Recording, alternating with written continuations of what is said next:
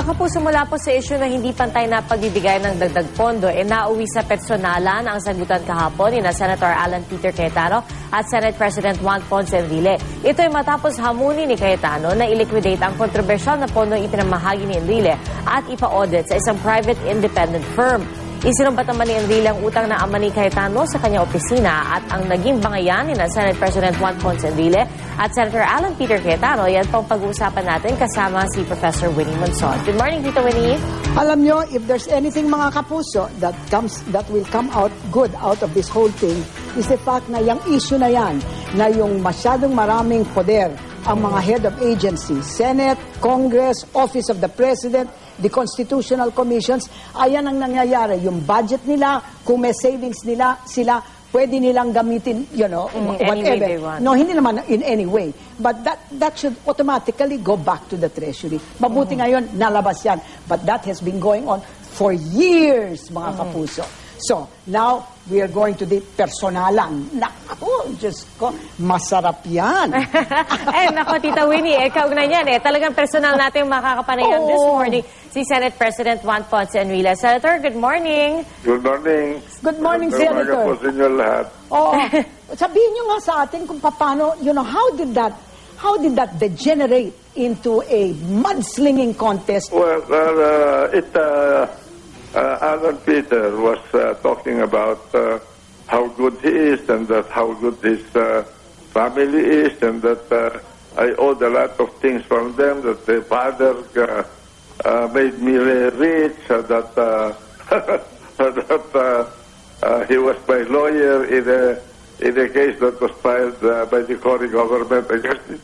And I said the truth of the matter is that I was the one who put up a law office for Rene Cayetano because he came crying to me that he was being taken out of Accra when I requested the services of a lawyer, and he was assigned to a case involving a rape case of Pepsi Paloma, and an actress who came to my office for assistance because she said she was being disadvantaged because of the power of people that were involved in her case. So, well, I said, look, my God, I owe nothing to you people. In fact, you were the ones who owed something from me. I organized the law firm of Pecabar for your father. And this is the fact. Christina had to sell out more than $1 million pesos to set up the Pecabar law office for Rene. That's where he started his career. And so I said, in fact, your father still owes the law firm 31 million pesos.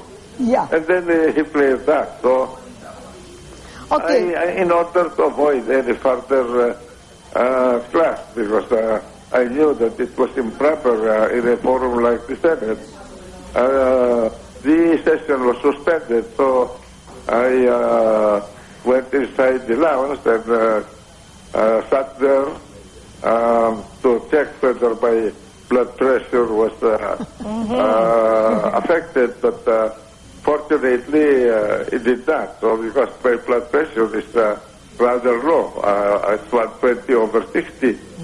Then finally, when I went back, I said, we'll not engage in this personal thing. And I explained, I said, this being questioned MOOEs and this 250,000 that I distributed out of the savings of my own Senate President's office. So I read into the record the entire budget of the Senate and the breakdown of that amount that he was claiming was not being audited, almost 600 million pesos, which is actually nothing more, nothing less than the MOOE of the organic personnel. Okay. So sa madaling salita, Senate President, handa kayong ipa-audit sa private auditing firm? Anytime we need, they can get even a foreign auditor to audit the Senate, including the disbursement of each senator. Okay.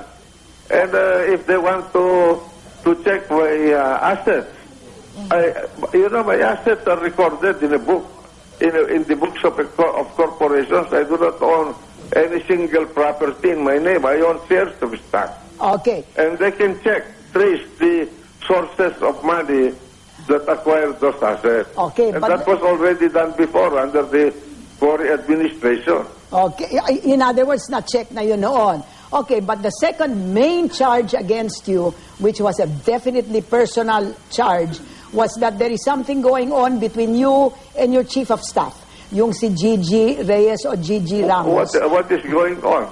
She is my chief of staff. I trust her because she knows how I think, how I do things, and as far as trustworthiness is concerned, I can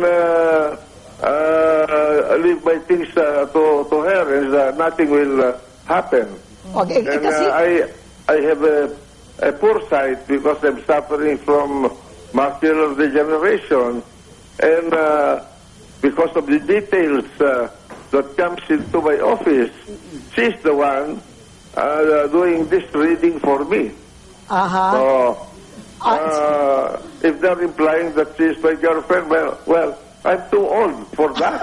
Una, dami yung mga ano-anong ginagawa dyan eh. You don't look old at all. But the point... I do not look at old at all, but from my waist up, I am still functioning very well. But from my waist down, well, I do not know about that. Maybe once in a blue moon, if ever. Pero, Senate President, Mr. Senator, ang sabi niya po, at the very, very beginning, sinabi po niya na si Gigi daw acts like a senator. Is that an accurate statement? That is not true naman.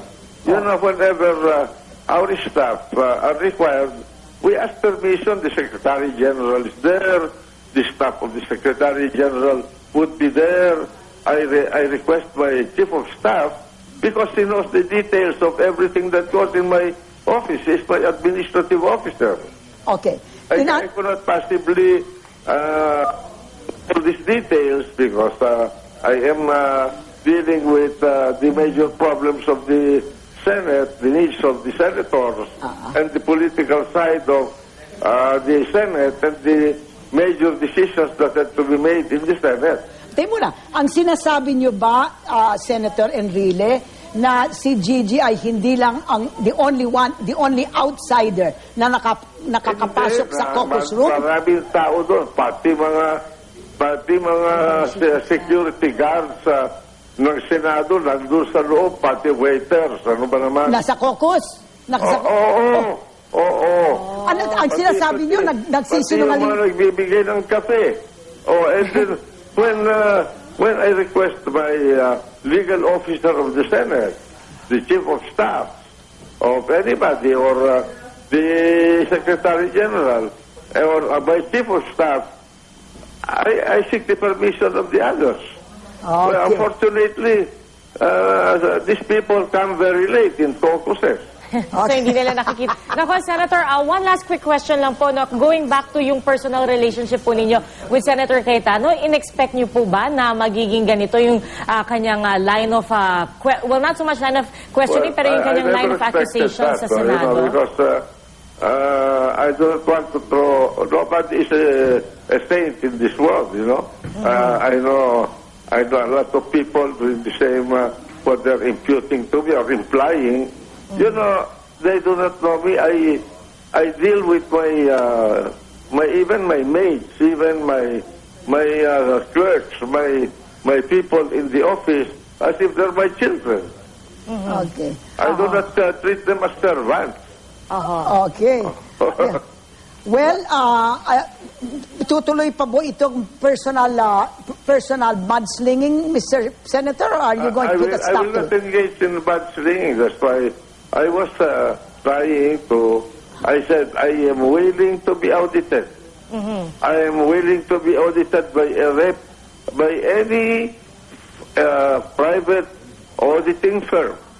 They can check, they can select Sisip Flores Velayo, they can select Anderson, they can select the best one that they have.